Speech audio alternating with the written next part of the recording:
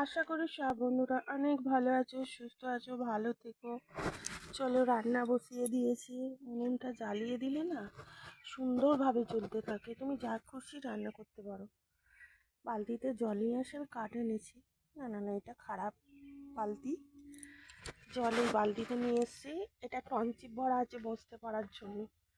তো এখানে বসার, এখানে আমার রান্নার আগে একদম পুষি এখানটায় এসে আগুন পুড়িয়ে গেছে। আর এই সব, চলো, এক ডিম সিদ্ধ হবে।